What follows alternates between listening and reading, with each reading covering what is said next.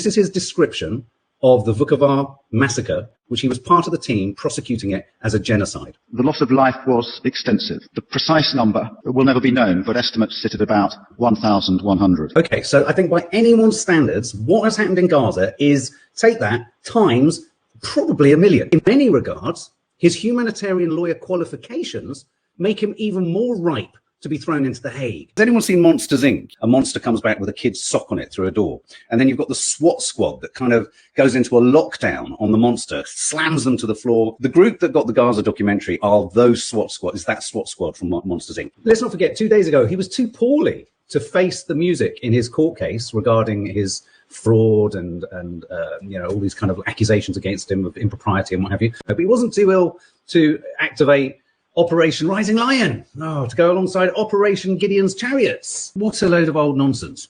I want to assure the civilized world. Fucking hate him.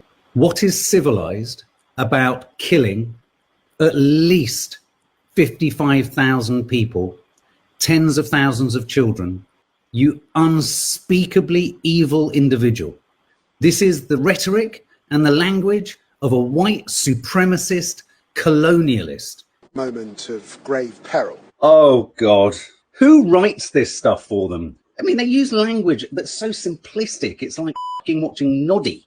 And we are urging restraint. Urging restraint. I tell you what could have transformed all of this is if anyone at any point had said to Netanyahu and urged him to show restraint in every single act of aggression he's engaged in up until this moment. So Starmer demands an explanation from the BBC over the anti-IDF chants at Glastonbury this weekend. Why haven't you demanded an explanation, Starmer, the genocide charmer, from the IDF or the Israeli government about the report from an Israeli publication that the IDF are using the aid centres as killing fields? What is the head of NATO on? You're the daddy, yeah, no, Russia's going to kill us all. Yeah, nuclear bombs everywhere. We've lost the capacity for language to articulate what's going on. We have literally entered a non-linguistic hellhole of no words to adequately represent the horror.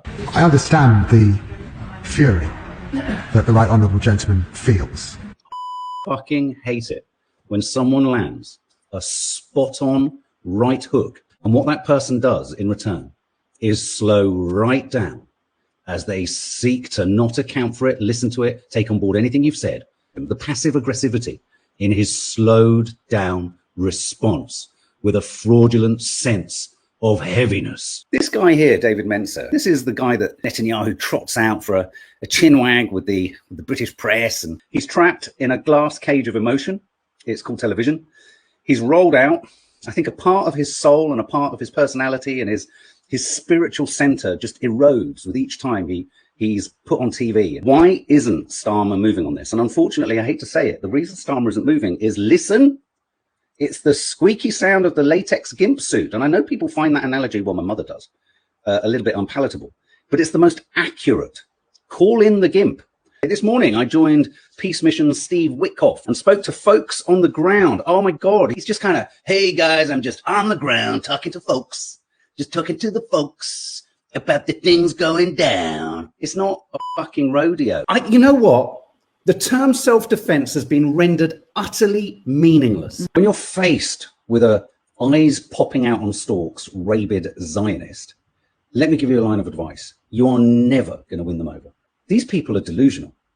Men in white coats need to run into the Knesset and they need to abduct all of the Security Council and put them in padded cells. I cannot abide this flatulent, corpse-like looking man trotting out his evil, malicious, manipulative, gaslighting, child-catchery fucking propaganda. Frankly, we also have to do something about the algorithms and the social networks. This is a big challenge. The algorithm knows what you are. I was just doing a run, and that fucking evil bastard, Tony Blair's face, kept lunging at me in my mind. Who's invited him to the table? The man who single-handedly, well, double-handedly, alongside his chum, his buddy in his bomber jacket, George W. Bush, decided to completely destroy the Middle East, killing millions and throwing the entire region into total fucking carnage. It's all beginning to feel so horribly like the most grisly real estate maneuver on the planet. You're totally lacking an empathetic fucking bone in your body. Loss of innocent civilian lives is a very powerful propaganda tool. They go on and on looking at these images of desperation, not moved, not touched in their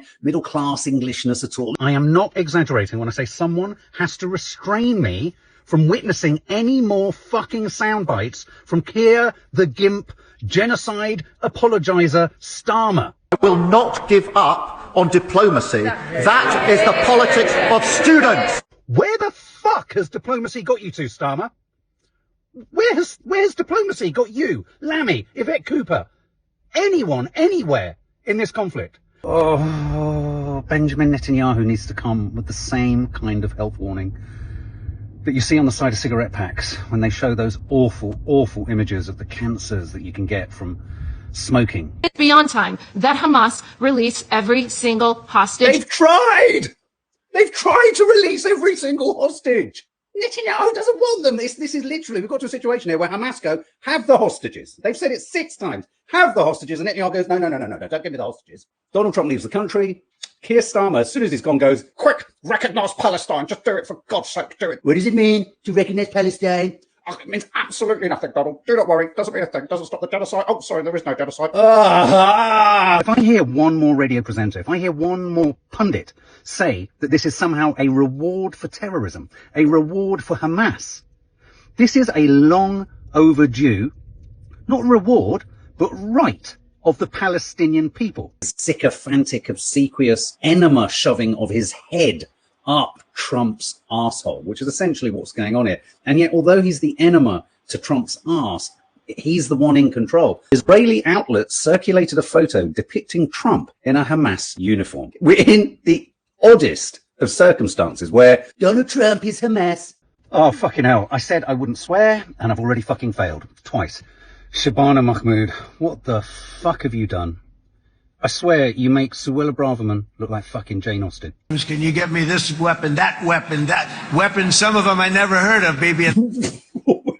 Weapons to kill tens of thousands of children, women, men. He sat there laughing. He'd phone me at night, he'd give me a call, he'd say, give me the weapons, I want the weapons, I don't know what they're called, just those big weapons, they go bang, they go boom. Another morning, another fucking reptilian representative of the colonial white supremacist West carving up the Gaza Strip. Fucking hell, guys, if you thought you couldn't get the ick anymore, how about this?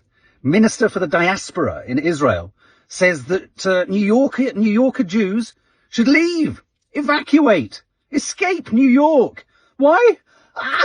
We've got a Muslim in charge. This woman, Lisa Nandy, needs to resign now. She completely lied in her conflation of West Midlands police in her assessment of what the intelligence actually told her. She's not fit for purpose. Israel has executed, there's no other way of describing it, 2 surrendering Palestinians. Moments like this are the kind of moments that would come to define historic events like Tiananmen Square or the young girl who was tragically burnt with Agent Orange. Images or moments that should be Hind Rajab, you know, moments that should be defining. Shameful. Stop anti-Semitism. It's that time of year, they say, with almost festive excitement. 2025 Anti-Semite of the Year. For those of you who don't know who Miss Rachel is, here's some images of what a threat she is. I mean, she's clearly a member of Hamas, isn't she? I mean, she has all of those. She has all the aspects of being a terrorist and an anti-Semite. I think it's the primary colours. It's truly one of the great honors of my life. Here is a man who's been given a massive inflatable Fisher-Price World Cup. And it looks bigger, actually, than the actual World Cup. I never knew that FIFA handed out peace awards. I need a heavy fucking dosage of tranquilizer to my fucking neck, eyeballs, and head. That our students, where were they getting their information? They were getting their information from social media. That's a serious problem. Hillary Clinton, at an event in America, funded by the Israeli Zionist propagandist Miriam Adelson. I want to know the extent to which the Israeli propaganda machine and intelligence agencies put pressure on Hillary Clinton to stand on a fucking stage and spout out her own propaganda. The speed with which Benjamin Netanyahu is always on the scene in every tragedy, whether it be the murder of Charlie Kirk, whether it be the massacre, whatever's going on, he's there. pointing the finger, fanning the flames. Gird your loins. I've got the most eye-wateringly embarrassing statement from Benjamin Netanyahu, that flaccid sack of urine, who is on Australian television telling the Australians that Muslims and Hamas and Palestinians want Australians dead.